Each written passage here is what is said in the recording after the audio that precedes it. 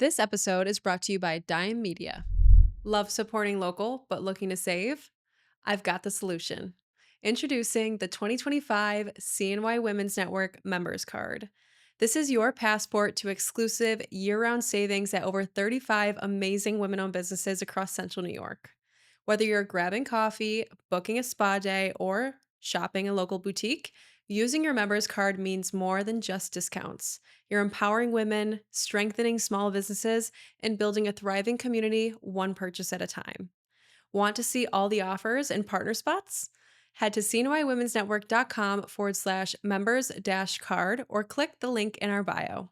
And here's the best part.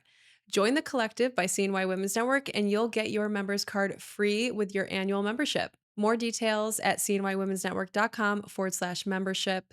Let's grow together, one card, one connection, one business at a time. Welcome back to Cultivate CNY. I'm your host, Alex Canavan, and in this episode, I'm so excited to welcome Jan Lane to the show. As Development Officer at the Central New York Community Foundation, Jan has been redefining how individuals, families, and companies approach philanthropy, showing that giving isn't just reserved for the few, but something everyone can do to build their legacy every day. Since 2013, she's transformed charitable giving into a movement rooted in storytelling, values, and long-term community impact. In this episode, we explore Jan's journey from literature and art to philanthropy, how storytelling became her superpower in legacy planning, and why she believes the most powerful giving starts with aligning everyday choices to personal values.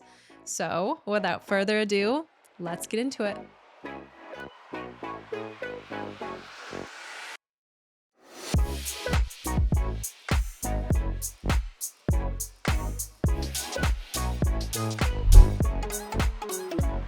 Jan Lane, welcome to Cultivate CNY. Thank you. Good to be here. It's an absolute pleasure. I'm so excited to learn more about philanthropy. I feel like this area of work has always been super interesting to me because I'm sure there's a lot of, in many ways it's business, right? Mhm. But there's also just interesting perspectives and mindset shifts that you probably have to use when it comes to strategy and being good at your job, right? But how can business leaders and entrepreneurs think about philanthropy as an investment and not just something they do once they've reached a certain level of success? I think a lot of times we use the terms transactional versus transformational. So if you think of a typical donation, be it checkbook giving or, you're checking out at Wegmans or PetSmart and they ask, would you like to add $1? Would you like to round up? I think that's more of a transactional donation where, the intention's there, but you're not really connected to it in any formal way. Investment implies that there's some mutual interest. You have some skin in the game. And I think for business leaders, especially, this idea of mutual benefit. I think for companies, first, you want to do no harm, right? Whatever product or service you're offering, you want your customers to feel good about buying that product or engaging with that service, and it's not going to have negative impact. But increasingly, there's this idea of the double bottom line. And I think a lot of businesses are seeing the value of building social responsibility into their business model as a core tenet, because what's good for the community is good for your business. It's good for your customers. It's good for you. That double bottom line being there's the profit, right? That goes back to the company and the shareholders, but there's also, the impact, the positive impact that it has on your customers, your community. And so they're shareholders too, they're stakeholders too. Have you noticed a shift in businesses and just simply culture's approach to philanthropy? I think so. I think generationally, it feels like there's more of an emphasis on companies being conscious of their social impact. And so we're seeing, there's social impact investing, for example, where, again, instead of just sort of doing a screen and making sure that, you're not necessarily investing in anything that would perpetuate negative impact, it's this positive value screen of I want to invest my money with managers and organizations and startups that have some sort of social environmental good. And so I think that it's part of a larger trend, and I do think emerging donors and philanthropists are looking for that too. I think that they want to see that the corporations that they're engaging with are providing positive impact and mutual benefit. Yeah. And I mean, anyone listening to this conversation would just like assume, oh, okay, so it's just philanthropy work, corporate social responsibility investments are great for building a sustainable business, right? But going beyond that, why do you think it's important for not only organizations, but for people to engage in philanthropy work? I think it's a way of helping to connect with your community, with causes that you care about. It's another way of exercising your opportunity to make a difference, to have a voice beyond, becoming politically engaged or casting a vote. It's really a way to, whether you're contributing $5 or 5,000, a way for you to connect to the causes and invest in the missions and the services that you feel to be critical. Yeah. One of the best examples of this here in central New York just happened, Mm-hmm. right? The Mm-hmm. United Way Day of Caring Yes. was this massive event that I was so excited to be a part of this Yeah. year. We got a team together for the CNY Women's Network and we went and helped with the Stay Fresh mural. Oh, we did too. But that was like one of the most cool Mm-hmm. volunteer Mm-hmm. opportunities that were happening. I'm super glad we could be a part of that one. But there were also just so many other important projects happening. Just simply, getting out in your community, taking the day off of work and doing something for someone else. Mm-hmm. I mean, we all know how wonderful and important that is. We know it, right? It's common sense. But gosh, I mean, participating in the Day of Caring was just the best reminder to me that this is the type of stuff that brings true joy. Mm-hmm. It really is. It's Mm-hmm. to just like, what do they say? When you're hopeless, get into service. Like the best way to get out of hopelessness or depression even is to be of service, Mm-hmm. right? So, I mean, nonetheless, we were painting a mural. Right. We were not feeding the hungry or doing work that is very much available and is very rewarding when it comes to philanthropy, but I made a decision right then and there that I was and the CNY Women's Network was going to be a part of so many more projects Mm-hmm. and service days, and we were going to get out and volunteer a lot more. I think that's why philanthropy and just giving in general is so important on a community level when you think about collaborative and collective impact, because it's not just painting a mural. United Way of Day of Caring is such a great example of that, where nonprofits are asked, what do you need, right? How can we help? How can we support? And then local residents, community employees raise their hands, form teams, and they plug in where they're needed, where they can help, and they connect with the things that resonate with them.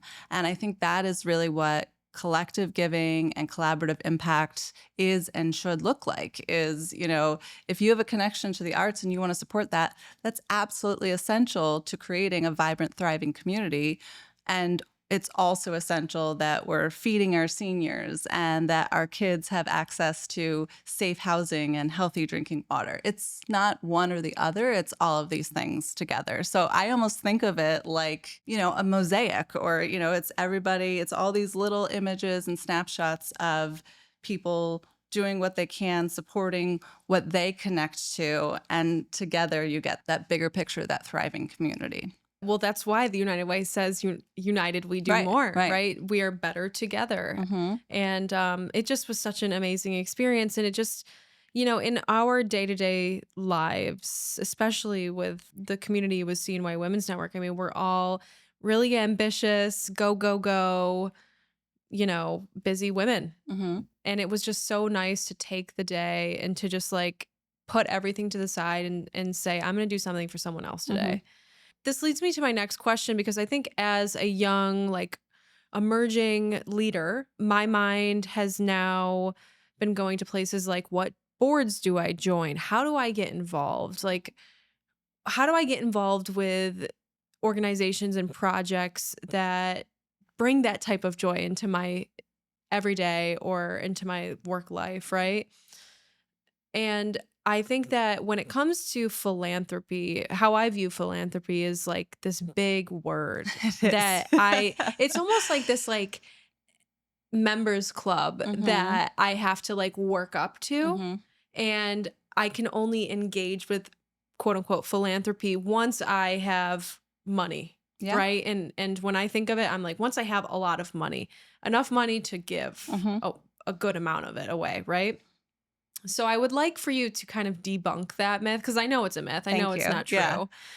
And tell me, how should we all be perceiving and approaching philanthropy as young leaders? That's a great question. And I think philanthropy, first of all, it's a big word. I've heard so many very, very intelligent, well spoken people stumble over that word. I think it's deemed to be as inaccessible as the term is at times. And I honestly, coming into this field without any prior experience, held the same assumptions. I think in the past, formal philanthropy has been a little bit exclusionary, but luckily, I think that is changing and shifting. But really, philanthropy, I mean, the word itself, it's rooted in, philos, which is love of others. And so it's really just Wow. about connection. It's about helping our friends, our neighbors, mutual aid. That's really when you break down the word itself, that's what it means. And I think that that's been my experience of philanthropy the more that I've worked in this field. But there are some very big associations and assumptions. And so I think the easiest way to get involved is, first of all, kind of dispel the notion of what it means. Philanthropy is giving, and giving can take many forms as well. I mean, you said it, volunteering your time, giving of your time, your talent. If you have special skills, either joining a board or just lending those to a cause when they have, a specific day or event. Treasure, certainly, if you can give a meaningful amount and, talk to nonprofits and ask them what type of support they need, because it might not be what you think. So there are all different ways to give. And I think it's really about tapping into what is needed, but also what you connect to, because giving is personal. There's no getting around it. I think that, we might give sometimes because a friend asks us to, or we feel obligated. But I think at the end of the day, true philanthropy is rooted in, connecting on some personal level to a cause, either because you've experienced it yourself firsthand or simply because you feel fortunate and you believe that other people deserve to, have the same type of experience and access. But it really is rooted in love and gratitude. And so it's about connecting your personal skills and story to the needs and opportunities. Yeah. And I love that you said it is rooted in love and gratitude. And, I think like now that we're talking about this, I think I want to dive a little bit deeper and kind of debunk these barriers that we think we have in order to be in a place where we can operate out of that love and gratitude and give. Because I think as young leaders, as we're, just getting started and really starting to chip away at our career, like our budgets might not be in a place to be giving monetarily Hmm. yet. However, I think giving your time, Hmm. I mean, time is all of our most valuable asset. And that can be far more impactful than signing a check once you've made it Hmm. and saying, "Hey, I'm a good person here. I've given," Hmm. right? But I think like even if you can't afford to give a large amount, there's something really powerful that happens when you can get to a place where you are not only operating out of love and gratitude, which is a very powerful place to operate out of, but you also are like not afraid to give your money away. Do you know Mhm. what I mean? Like Mhm. you are in such an empowered space where you're like, I can afford to give, Mhm. even if maybe on paper or as society might tell us that we are not in a place to give. Do you know what Mhm. I mean? I do. Because like I've always had this perception of I need to worry about my money and myself right now. And eventually, when I'm this mature, affluent woman, then I can engage in philanthropy.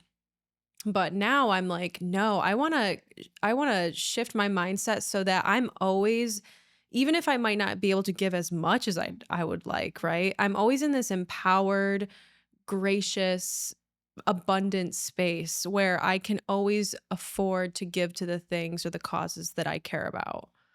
And I just think that in general, like that is where philanthropy can almost be like a tool for success, is how I see it. I agree. I think that you said the word abundant, and I think that well, first of all, money is a taboo topic. Clearly, I it's want to talk about I know, it. and it's fun because my day job is pretty much talking about all the taboo topics. So I'm primarily engaging with individuals who are planning on leaving a legacy gift, which means that you know that gift will only come to fruition if there's money left over after their death and everything else is taken care of. So I'm talking about death. I'm talking about taxes. I'm talking about money, all of the taboo subjects on a daily basis, right?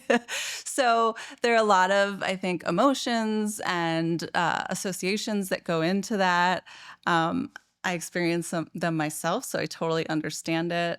But I think that it can be a really powerful mindset shift if you get to that point where you kind of sit down and you think about, okay, if, right, I have enough for myself, enough for my family, right, what then would I like to support? And I do think it is an investment in community, in some sort of critical program or service that you would like to invest in that you think should be long lasting. And I think, especially when we think about a legacy gift, the community foundation operates on the endowment model. And so that means that it's not just a one time gift, but you're investing your funds. So if you're giving $25,000, that's endowed. And then every year in perpetuity, to the extent that we can conceive of forever, it'll generate $1,000, right?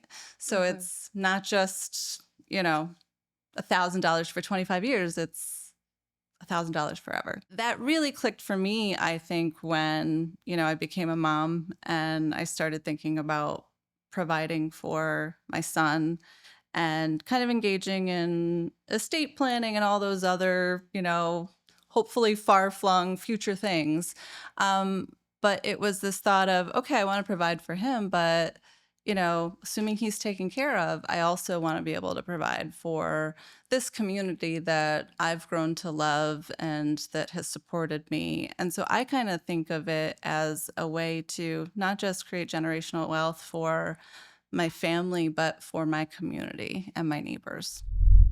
Make your last adventure of the summer Camp Collective, happening September 11th through the 14th in the Adirondacks. This 3-night all inclusive women's leadership retreat takes place at the historic Great Camp Sagamore on Racket Lake. You'll spend the weekend in transformative leadership and personal growth workshops, enjoy classic camp activities like sunrise paddles and fireside conversations, and build deep, lifelong connections, all in a peaceful lakeside setting that invites you to slow down and show up fully. There are only a few spots left for the full retreat, so if it's calling to you, now's the time to register. We also have a day retreat option available. If you want to learn more or register, you can visit cnywomensnetwork.com/events to sign up and save when you register with a friend. We've got a couple ticket bundles available. You are not going to want to miss this. This is our first retreat ever, and we're so excited. If you can't commit to the full weekend, that's all right. You can join us for Community Day on Friday, September 12th. This is a one-day experience for the CNY Women's Network with all of the workshops, lunch, and other activities we have planned. You can get your ticket at cnywomensnetwork.com/events. Camp Collective is being hosted by The Collective by CNY Women's Network, which is our official membership community. You do not have to be a member to join Camp Collective. However, you should know that The Collective is a membership community for women in Central New York, and you get access to exclusive events, early registration, and a supportive network of growth minded women. If you want to learn more or become a member, you can head to cnywomensnetwork.com/membership, and hopefully, I'll see you at Camp Collective. All right, back to the show. We all are noticing the growth that's happening here in this region, and we're all excited about it, and I mean, I think a lot of us are excited because we're like, "Oh my gosh, what's in store next? What sort of opportunities are in store?" And we're all going to reap the benefits of the growth of this region, right? But it's in turn, you know, how are you carrying on the legacy of Central New York and passing the baton over to the next region? There's so many ways that might come up. What are some of the things about philanthropy that surprised you as you got into this work and kind of started navigating this world? So many things. I think, again,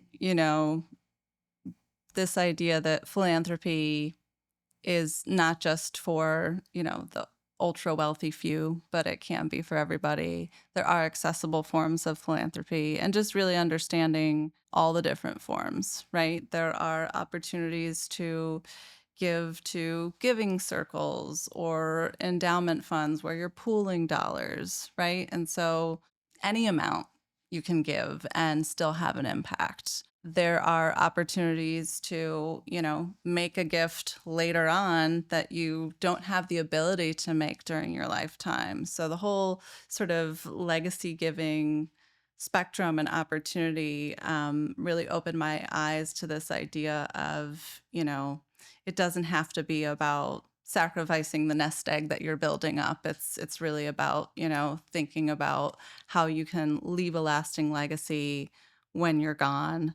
And really, I think just engaging with so many generous individuals, and for me, understanding really that the primary motivator for so many people is not about, tax incentives or feel a sense of obligation or I want my name on a building, but really just this idea of I feel that I can make an impact and I want to be able to do that. And so just I think for me just being able to witness just that authentic humility and generosity in a way that I don't know, maybe you don't get to experience No. if you don't see it every day. Well, I can only imagine just being in your position and I mean, you guys are the largest foundation in Central New York. You guys are managing well over $400 million in assets. Is that a higher number now, or is it still kind of at that threshold? It's about 450 million, yeah.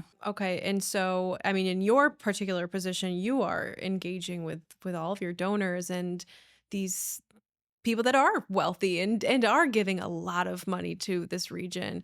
And I can only imagine the stuff that you've been able to observe and soak up in a way, because people that are operating at that level, I'm sure there's plenty of them that have come from generational wealth and this is just kind of a way of life and this is what they do, right? But I'm sure there's also been unicorns and Oh yeah. extraordinary people that you've been able to meet along the way. But when I think of people that understand the true power of giving and make it a priority to give throughout their career, and especially as they head into their legacy years, I mean, I just think of these people that are operating out of a place of constant overflow. It's like this place of empowerment and trust where it's like I can afford to give and to just keep giving and everything's going to be all Hmm. right. But I mean, that's the difference because the reason why I'm so fascinated by this, I think, is because I don't come from that place. I come from a place where, it was always a paycheck to paycheck and we never had enough money for all the things we needed. And so I have spent most of my life really not being able to wrap my head around ever being in that place of I have so much and I just want to give it to give, right? I've always just been in a place of I don't have enough. Oh my gosh, I can't imagine giving anything to anyone right now, right? So what are some of the things you've observed from these successful people that you've been able to meet and connect with, like not only of their priority to give and to make an impact on their community, but what are some of the other things that you've noticed about them that you think have made them successful?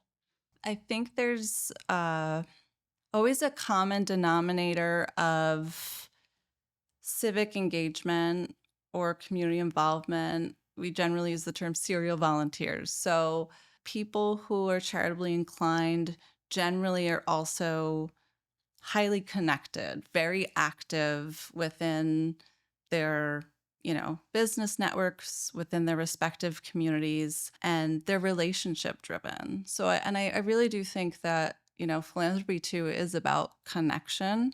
You are so connected to a cause that you feel like it is, part of your responsibility to give back to it and to help sustain it.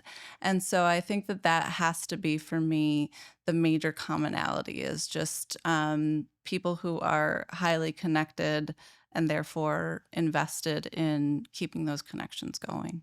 Yeah. And what a great way to find community is through philanthropy, right? Because a lot of us will build communities centered around our lifestyles and our environments, right? We all have friends that are coworkers and stuff like that. But what a great way to be intentional about the community you're building for yourself and say, I want to be connected to people that care about the same things I care about, which is why I love giving circles. Hmm. Um, we just had Katie from the United Way on, and we were talking about Women United. And that's one of my favorite Hmm. examples of an incredible giving circle here in Central New York. Because not only is it great to get together with a bunch of people and contribute to good causes, but it's also great to be surrounded by people that get it and people Hmm. that are generous, Hmm. right? And that are operating out of this very abundant energy. And it's just, you're right. At the root of it all, it's connection is what we're all looking for. Are there any other giving circles or groups and organizations in Central New York that you admire similar to Women United? Yeah, I think United Way does a great job of, bringing people together across different affinities. That is very much the model, right? I know at the Community Foundation, we have a number of affiliate funds, some that are based regionally. So we have the Cuga Community Fund, the Oswego County Community Foundation, Pulaski Community Fund. There's Giving in Cortland, and then we also have the Women's Fund of Central New York. And so it's similar to a giving circle, but just a little bit different in that the members don't pool and give away their contributions annually. They certainly do contribute to the fund, but it's more of an endowment based model. So that money is invested so that it grows, ideally to keep pace with inflation.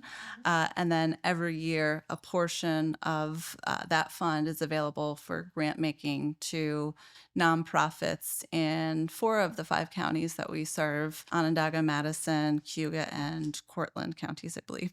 And so those are open to nonprofits serving women and girls in Central New York. The Women's Fund of Central New York, actually, you guys do a grant program every year, right? Yes. To fund an initiative or a project that is benefiting women or girls in Yeah. Central New York. Yes, so it's open to nonprofits serving women and girls in Central New York, and it's about $50,000 annually that's available for to match up with the grant requests that are coming in from those nonprofits. I would say the average size of a grant is about $5,000, and that fund, it was originally established in 1998, and it started actually after the CEO at the time, the CEO of the Community Foundation, Peggy Ogden, attended a leadership conference for women, and she learned about this model. There were lots of women's funds and women's leadership circles that were popping up across the country. And, she was enthusiastic when she went back home and she pitched it to some of her closest friends and colleagues. And she set a goal of raising $100,000 by getting 100 of her friends to write $1,000 checks. And for some of them, it was the largest check they had ever written. And they exceeded that goal, I think, in like the first 4 months. So they raised $170,000 initially. Now that fund is well over $1 million. So every year, again, provides about $50,000 for nonprofit grant making. And that's overseen by a local group of volunteers. They sit on the advisory council, so it's all women, residents, and business leaders who are reviewing the grant requests and making informed decisions about those grant distributions.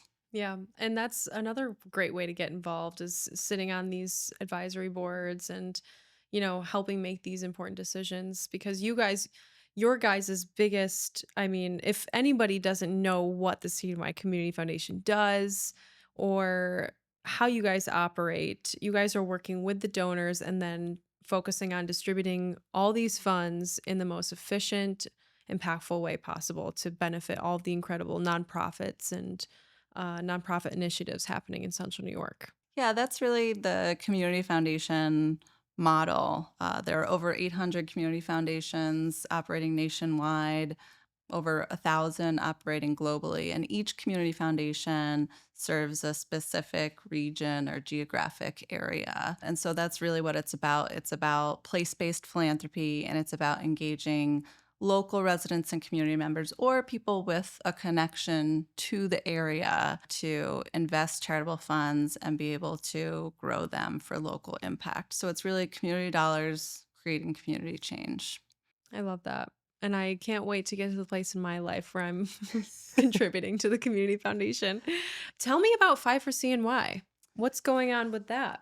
Yeah, so Five for CNY is a community foundation led campaign that's been going on for the better part of about 15 years. So we first kind of launched it in 2010 when, there was a lot of buzz about this wealth transfer, this unprecedented wealth transfer occurring across the country from one generation to the next as the World War II and silent generations were passing on money to the baby boomers and now it's flowing on down to the millennials and beyond. It was about kind of the baby boomers having amassed large concentrations of wealth and that money, that projected money that will transfer to their successors and to their heirs.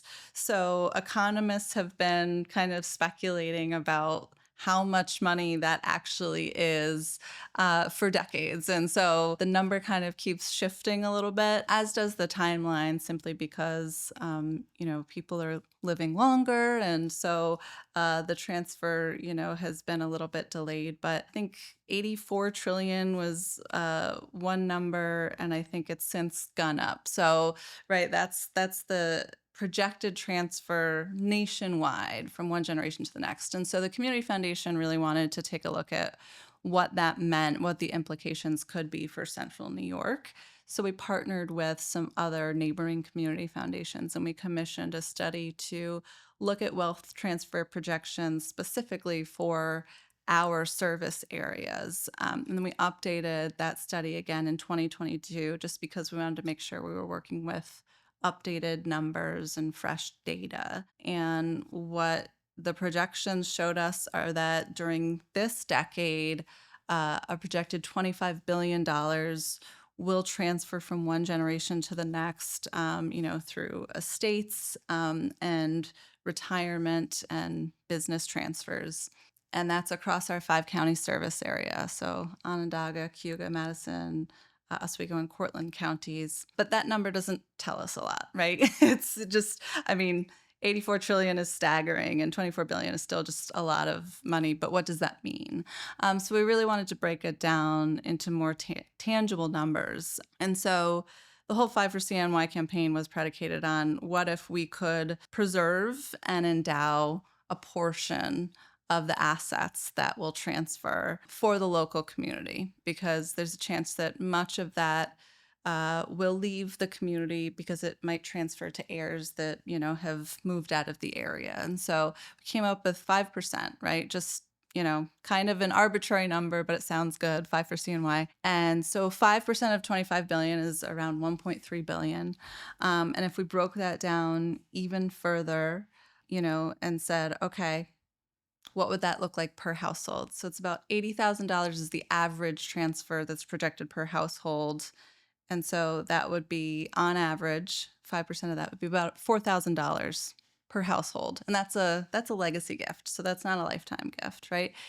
If every household gave 5%, right, as part of their estate, then that would yield $74 million dollars annually for the benefit of local nonprofits. And the important part about that is if it were invested, right? That's kind of the whole, community foundation model, right? Is finding a way to really invest and grow charitable dollars for long term sustainability. So we need both. We need gifts right now that can make impact, and nonprofits, especially right now, are dealing with a lot of cuts and setbacks. And so we need those sort of current infusions. But in order to sustain operations and sustain missions long term, this concept of endowment is really what the community foundation is meant to do. Yeah, and I have been hearing from a few nonprofit leaders that it has been a tough year, I think. It's tough all around, and I think there's a lot of uncertainty. And so I think that donors are asking how they can best support, and the way to do that really, I think, is to reach out to the nonprofits that you care about, that you're closest to, and ask them what they need. If you have the capacity to give financially, and you typically, wait until later in the year, if you can do it sooner rather than later, that would be a consideration. But also, I think endowments are something that obviously the community foundation is meant to be just a collection of community endowments. But I think that's something that we'll probably see more and more as just a tool as we continue to raise awareness, just so that nonprofits have a sustainable source of funding in times like these. And we saw that with the pandemic too. Whenever funding is needed, it's important to be able to have some assets held in reserve that nonprofits can tap into. Yeah. And I think it's that idea too of collective impact, right? So the whole idea of Five for CNY is it's meant to raise awareness about legacy giving, about giving back to your community, but also investing in a way that collectively makes a difference. So there's no gift too small. Anyone can give any amount of money to our existing funds. So you don't have to have a specific level of wealth or amount of assets to give through a community foundation. That collective giving and that collaborative impact is so important. And it's honestly essential. If everybody were able to give 5%, then we'd have $74 million dollars annually for our local causes. Yeah, and giving shows up in so many different ways for people. It just depends on who you are and what your values are. And a lot of people, I mean, for generations, would give 10% of their income to the Right? church. Right? Exactly. They pay their tithing. Hmm. So 5% is only half of the 10% that. Hmm.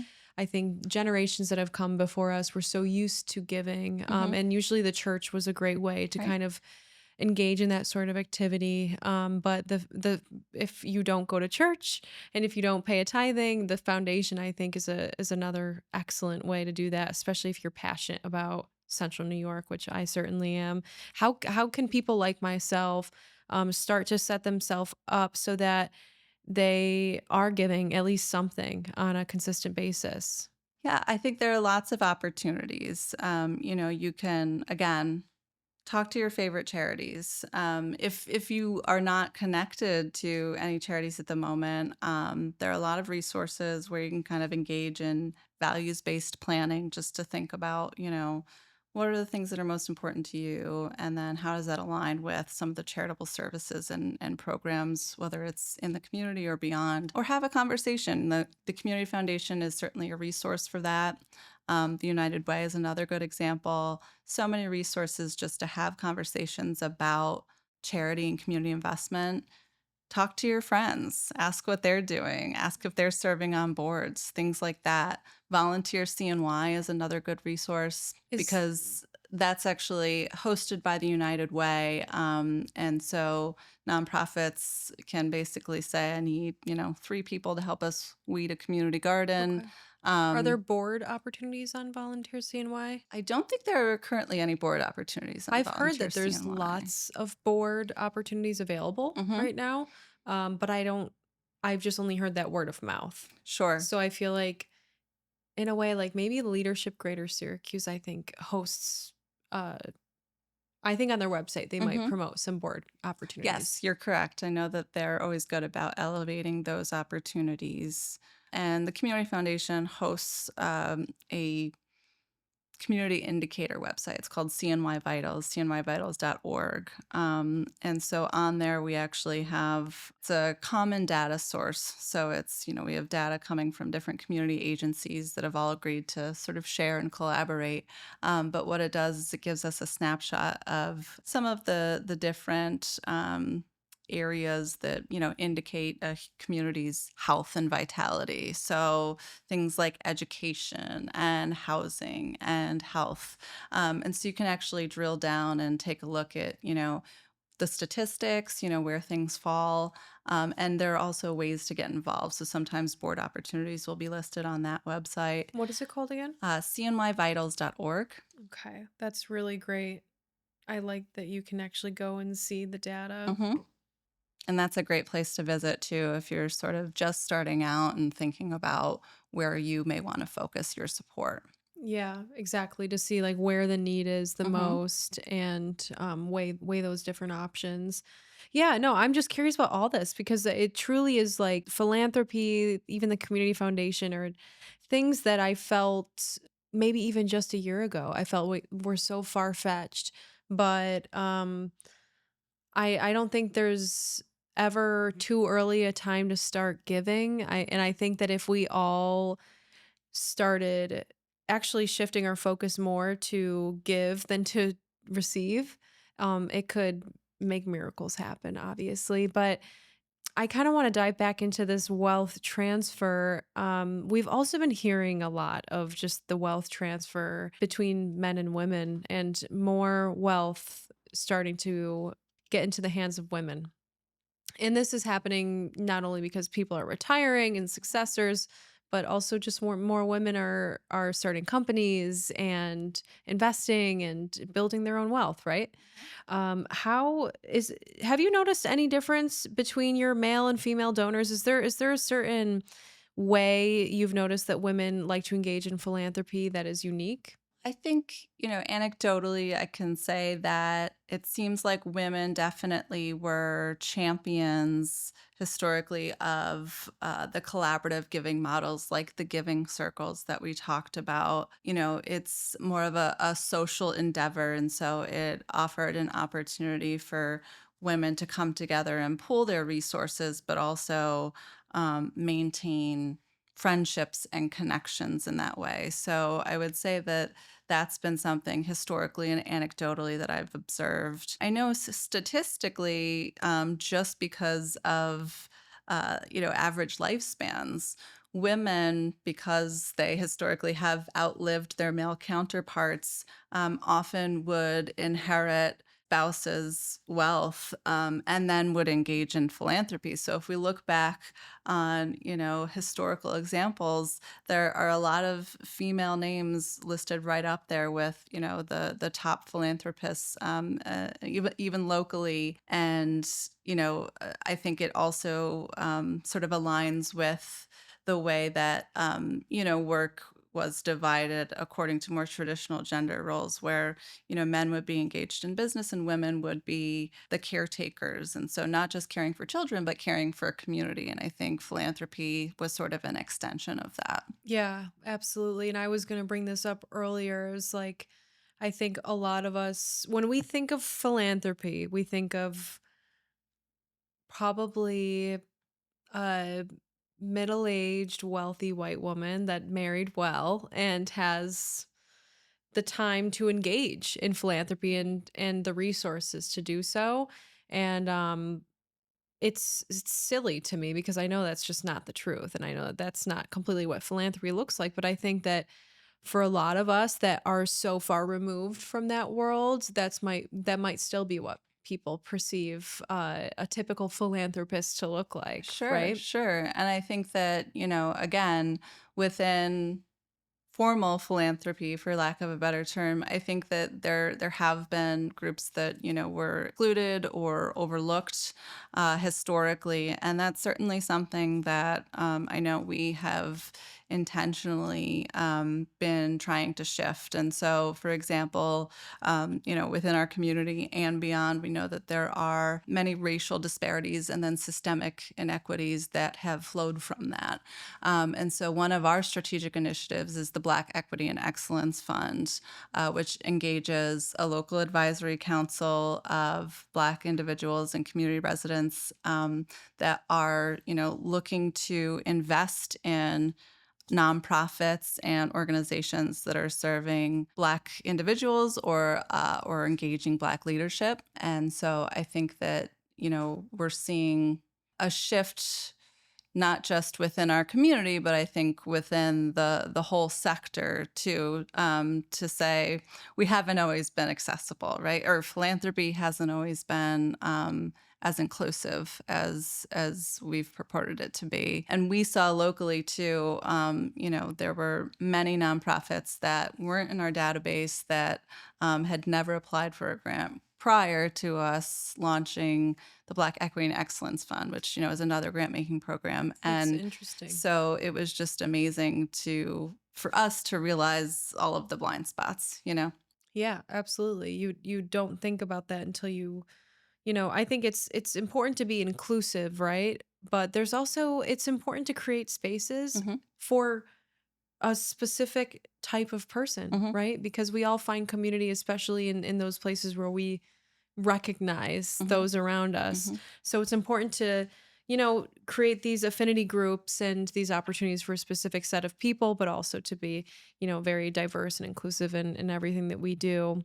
How do you see the role of community foundations evolving as businesses continue to evolve and as also culture continues to evolve?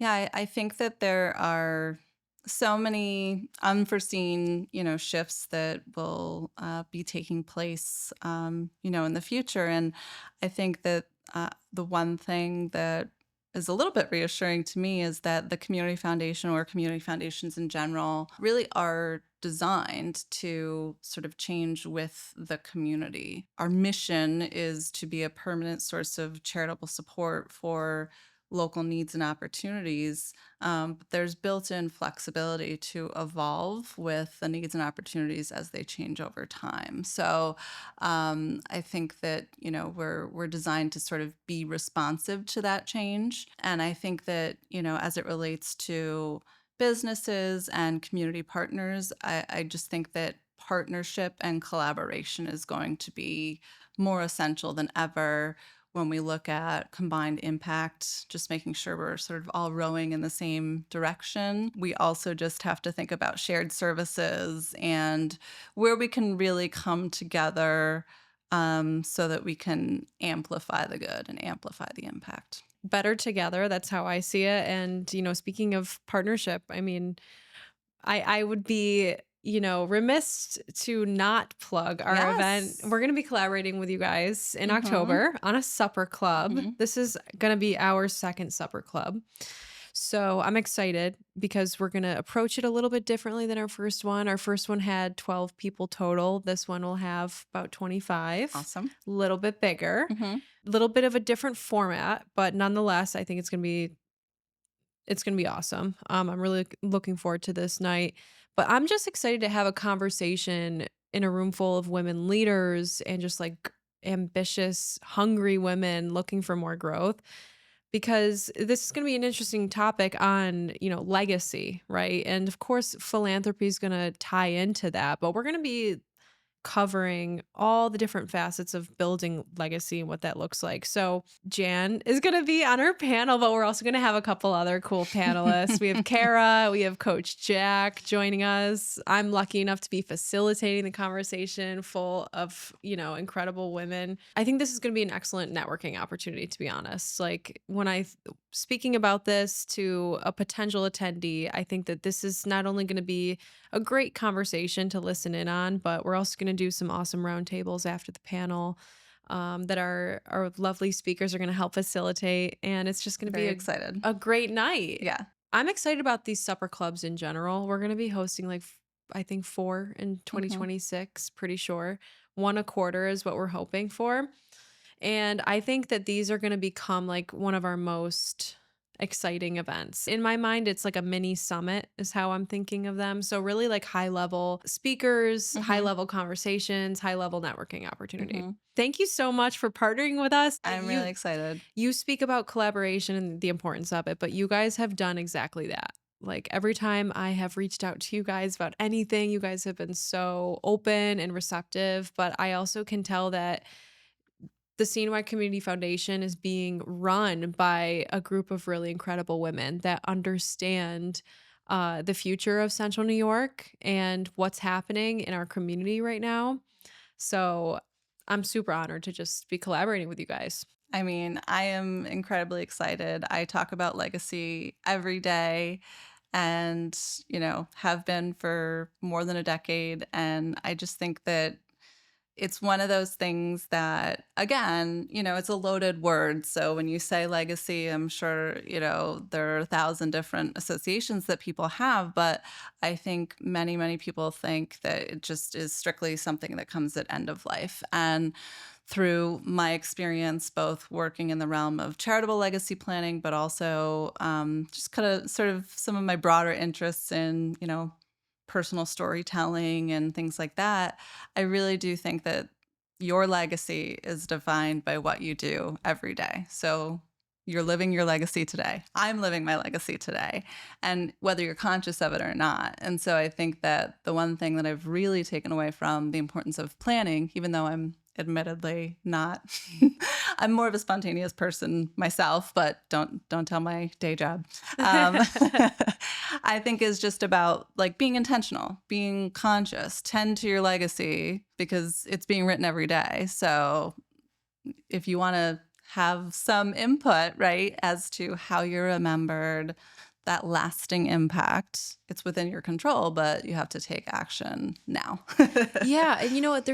I just want to like talk about how we can use that mindset as Hmm. a tool for success and for just simply like living our lives to the fullest. Because I was just talking to a girlfriend that just became a mother, and we are having this conversation, and I was telling her how I was so happy for her, and I feel like she herself is a very much a self-starter. She's an entrepreneur, very like ambitious, driven girl, always has been.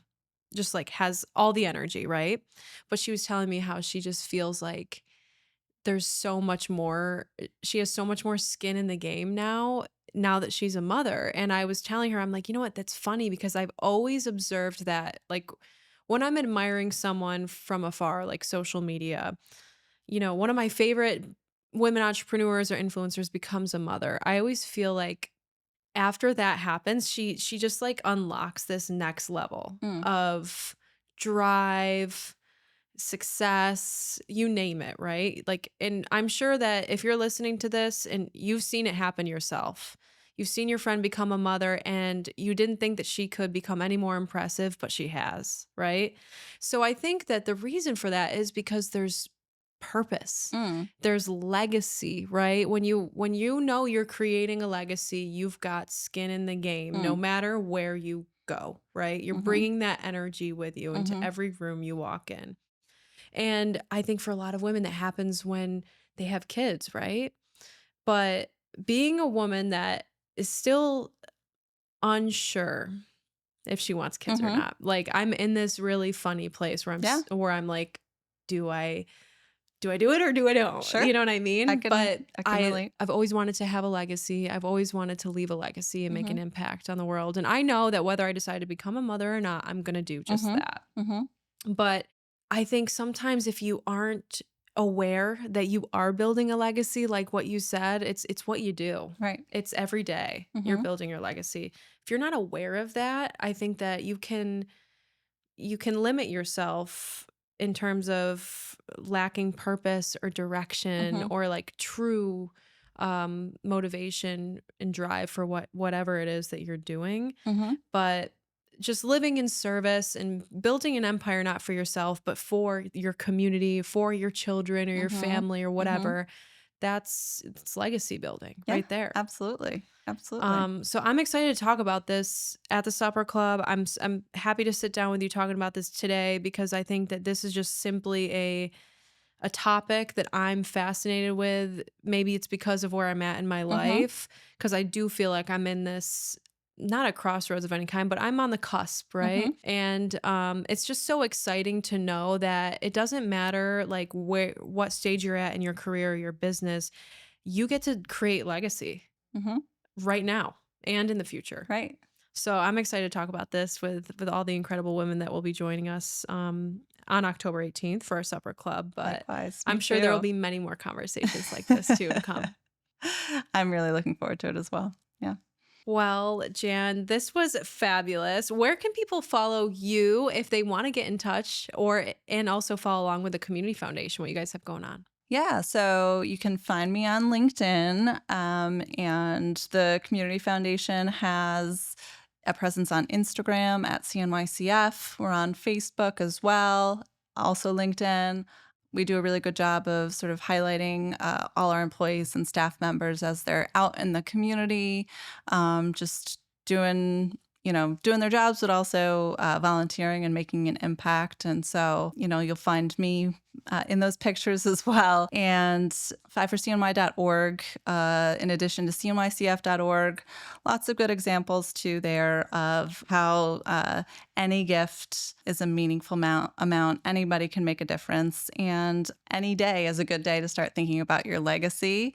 So you can talk to me, talk to your advisors, talk to your friends, and see what that might look like for you. That's amazing. I'm going to be sure to include all those links in the show notes so they can just go ahead and click whenever they're ready to get started. I'm going to look into it myself and I'm going to start navigating how I want to make giving a part of my routine and just a way of life for myself. And yeah, this has been great, Jan. Oh my God, I'm so excited for October 18th. Me And too. thank you for joining me on Cultivate CNY. This is actually my third episode, I'm pretty sure, with a CNY CF representative. So if you haven't listened to them, go back and listen. I had the whole gang on at once. I also interviewed Melanie one-on-one too. So you guys are great and definitely doing super important work for our region. Thank you Well, so much. thank you. It's been an honor.